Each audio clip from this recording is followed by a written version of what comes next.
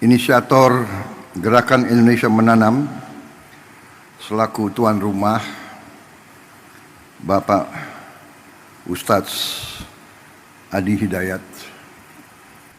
Bulan Maret yang lalu saya jumpa dengan Ustadz Adi Hidayat di Istana Kepresidenan, Istana Merdeka di Jakarta, dan beliau menyampaikan merencanakan peluncuran Gerakan Indonesia Menanam. Tapi hari ini saya melihat bukti anak-anak bangsa dari semua lapisan menangkap praktisi-praktisi, tokoh-tokoh yang mau kerja, yang mau cari solusi, mau coba dan berani mencoba dan berani merintis dan berani memulai. Saudara-saudara sekalian, tadi saya diberi laporan oleh Menteri Pertanian bahwa produksi kita luar biasa dalam 3-4 bulan ini. Sekarang masalahnya adalah kita perlu gudang yang cukup karena produksinya sangat melimpah. Kita tidak boleh menyerah, kita tidak boleh selalu mengeluh. Kita cari solusi jangka pendek dan nanti solusi jangka menengah dan solusi jangka panjang.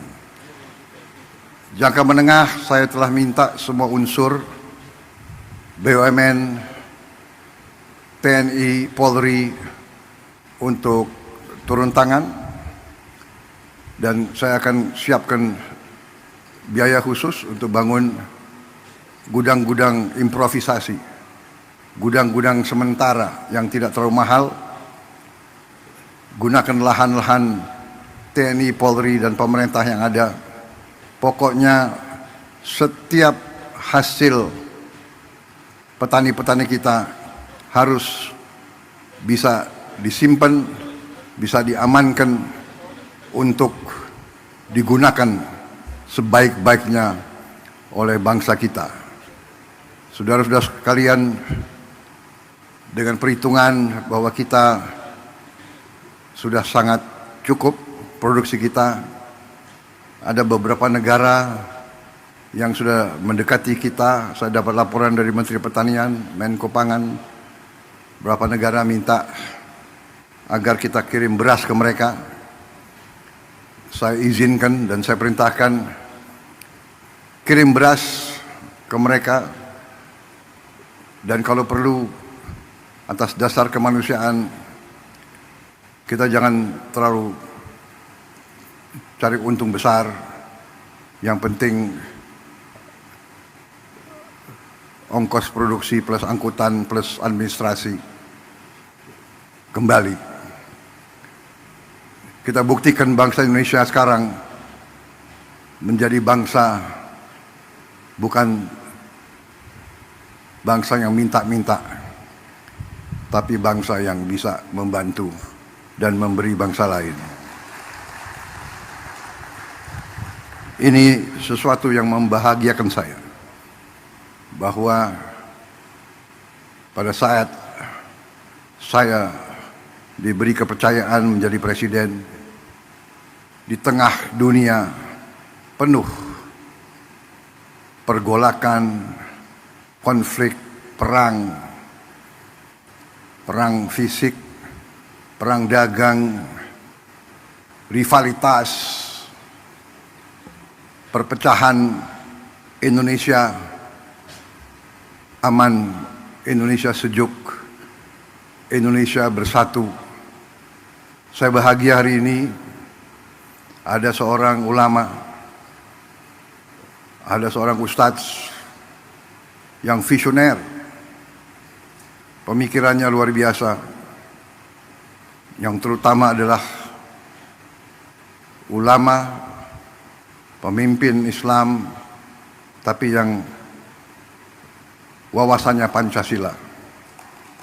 Inilah Indonesia yang kita cintai. Inilah Indonesia yang terus akan bangun, terus akan bangkit menjadi negara yang aman, yang damai, yang kuat. Saudara-saudara sekalian, apa yang dirintis oleh Ustadz Adi Hidayat ini membahagiakan. Jadi inovasi, improvisasi, riset, teknologi ini yang akan membawa Indonesia menjadi negara yang berhasil. Dan apa yang dirintis di sini menjadi contoh, dan saya percaya banyak yang seperti ini yang mungkin perlu kita beri kesempatan untuk berkembang dan tumbuh. Dari saya terima kasih ada tokoh-tokoh seperti Ustadz Adi Hidayat ini. Kita bisa bayangkan sebentar lagi seluruh Indonesia semangat, setiap keluarga, setiap masyarakat bisa ikut serta dalam kebangkitan bangsa Indonesia. Kita melihat tanah yang katanya tidak mungkin ditanam menjadi hijau. Kita melihat rawa yang tadi tempat buaya menjadi sawah berproduksi. Kita nanti akan melihat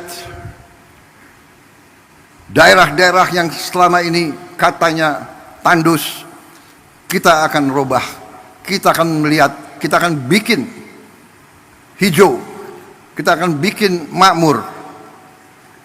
Di mana tidak ada air, kita akan usahakan ada air.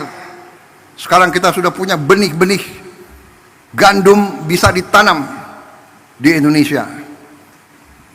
Kedelai bisa ditanam dengan produktivitas tinggi di Indonesia. Hortikultura, semua tanaman ini adalah sumber kehidupan. Bagaimana di kota-kota? Di kota-kota, di pinggir, kita akan bikin lahan-lahan vertikal seperti ini, tapi bisa bertingkat-tingkat. Mungkin 1 hektar, kalau kita bangun 10 tingkat menjadi 10 hektar. Dengan sistem pengairan, dengan energi, dengan tenaga panel surya. Jadi kita, masa depan kita gemilang. Terima kasih Pak Ustadz, hari ini kelihatan Indonesia sangat cerah. Dan kita bersyukur kepada Yang Maha Kuasa atas segala nikmat yang diberikan kepada kita. Yang Maha Kuasa telah memberi sangat banyak kepada bangsa kita. Sekarang kita butuh putra-putri bangsa yang pandai mengolah apa yang diberikan oleh Yang Maha Kuasa. Tidak menyerah, rawa dibikin produktif, lahan kering, lahan susah dijadikan tempat riset. Ini akan berkembang, anak-anak kita akan sehat.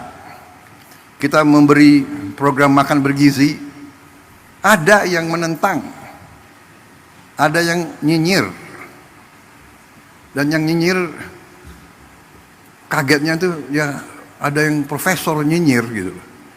Tapi nggak apa-apalah, ya kan? Biar nanti profesor belajar dari Ustadz Adi Hidayat gitu. Jangan-jangan dia profesornya di di ruangan, nggak tahu belajarnya apa, tapi di ruangan. Kita mau yakinkan tidak ada anak Indonesia yang lapar. Kita mau yakinkan tidak ada anak Indonesia yang tidak tumbuh badannya karena kurang gizi. Yang jumlahnya itu cukup banyak. 25%. Dari 4 anak Indonesia, 1 kurang gizi. Yang 3 mungkin ya pas-pasan. Program MBG itu mulai dari ibu hamil. Mungkin satu-satunya negara di dunia di mana ada program ibu hamil tiap hari makan diantar ke rumahnya. Coba kasih lihat di mana ada negara sekarang. Saudara-saudara sekalian, saya dapat surat dari pimpinan negara lain. Belajar ke Indonesia, mau belajar tentang makan bergizi. Saya katakan kita belum. Nanti akhir tahun baru kita selesai semua. Tapi kita sudah mulai. Dengan program makan bergizi, uang yang beredar di tiap desa itu ditambah 6 miliar 1 tahun. Minimal 5, 6, ada yang 7, ada yang 8 miliar. Bayangkan dari 1 miliar naik ke 6 miliar, atau dari 1 miliar naik ke 5 miliar saja, itu kenaikan 500% dalam 1 tahun. Yang tadinya hanya 1 miliar beredar di desa menjadi 6 miliar di satu desa. Kenapa? Karena tiap hari untuk memberi makan anak-anak, Badan Gizi Nasional butuh beli telur, beli ayam, beli ikan, beli sayur, beli tomat, beli wortel, beli timun. Ini ekonomi desa, ekonomi kecamatan hidup. Koperasi yang kita canangkan minimal 70.000 koperasi merah putih baru, kalau bisa 80.000. Katanya tak ada gunanya. Nanti di tiap koperasi itu kita bangun gudang. Berapapun hasil di desa itu akan aman karena gudangnya ada. Saya sedih tahun-tahun belakangan. Saya dulu ketua umum HKTI, saya dapat laporan, Pak, di desa saya kita baru panen mangga yang paling bagus di dunia, tapi tidak ada kendaraan untuk ambil. Setelah beberapa hari, hasil mangga yang terbaik itu rusak. Nangis petani-petani di desa itu. Sekarang tiap desa akan punya gudang, tiap desa akan punya kamar pendingin. Hasil apapun akan aman sampai dia mampu menjual. Dan tiap koperasi akan kita beri truk.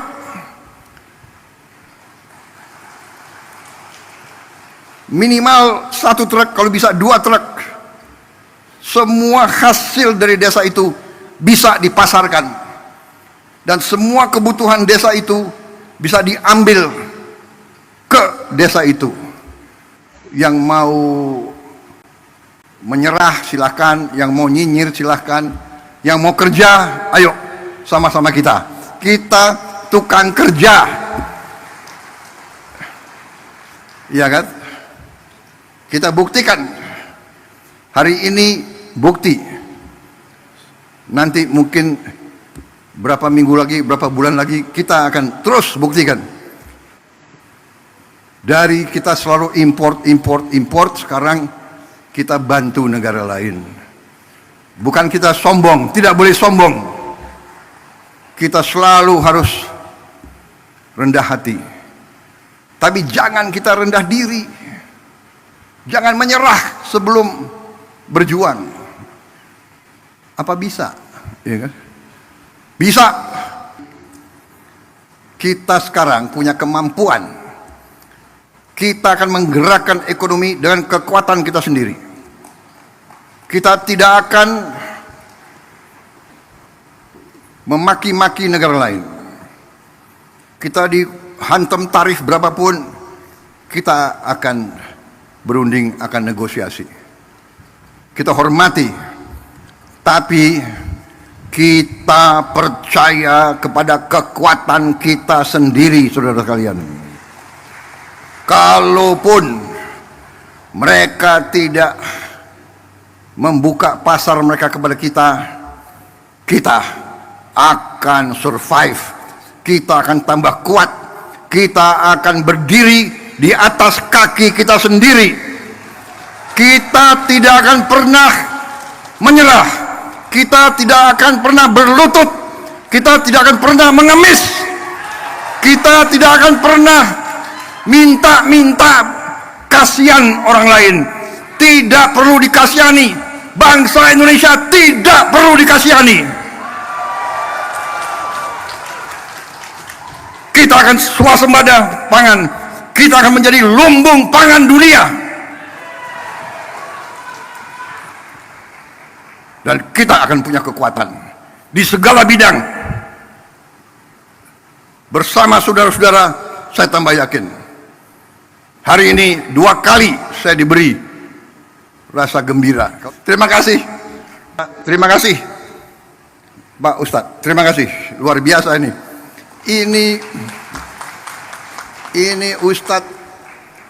Ustadz yang memang ingarso sung tulodo, Ustadz yang memimpin dari depan, tidak hanya penceramah, tapi pekerja, pembuat, inovator, luar biasa.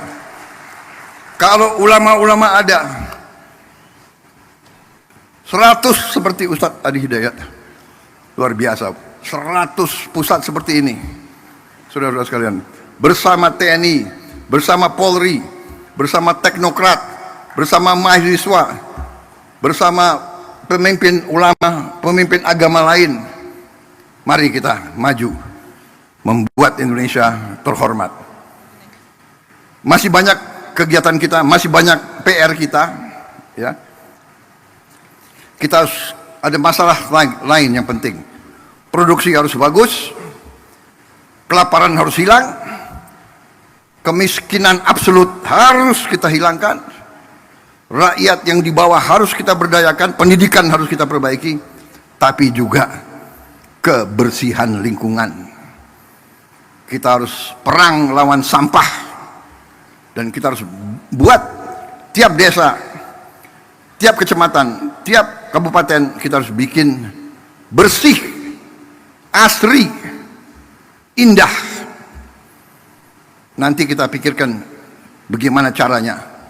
Nanti gerakan Indonesia Asri, selain menanam, kita harus bikin Indonesia gerakan asri. Kita robah wajah Indonesia.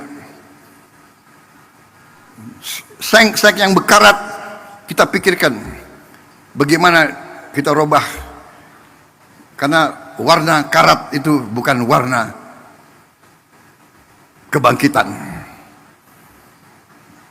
Nanti kita minta dari kampus-kampus inovasi, bagaimana kita robah, kita bantu rakyat kita. Pembangunan rumah, renovasi rumah akan kita jalankan. Saudara-saudara, saya kira itu dari saya. Terima kasih undangan ini yang saudara berikan kepada saya, membuat saya tambah semangat, dan kita pacu pekerjaan kita untuk rakyat Indonesia. Optimis, saya lihat tadi wajah petani kita, wajah pekerja-pekerja kita, petugas pemerintahan, semuanya bersatu. Ini benar, kita bekerja sama. Indonesia bersatu, Indonesia Incorporated. Pengusaha, ulama, petani, teknokrat, akademisi, profesor yang mau kerja, profesor yang cerdas, profesor yang cari-cari. Jadi manusia itu ada dua macam. Manusia yang lihat kesulitan, atasi. Ada lagi manusia yang lihat kesulitan, kesulitan. Nunjuk kesulitan itu enggak atasi kesulitan. Kita mengerti kesulitan Indonesia, kita mengerti rakyat perlu pekerjaan, kita mengerti.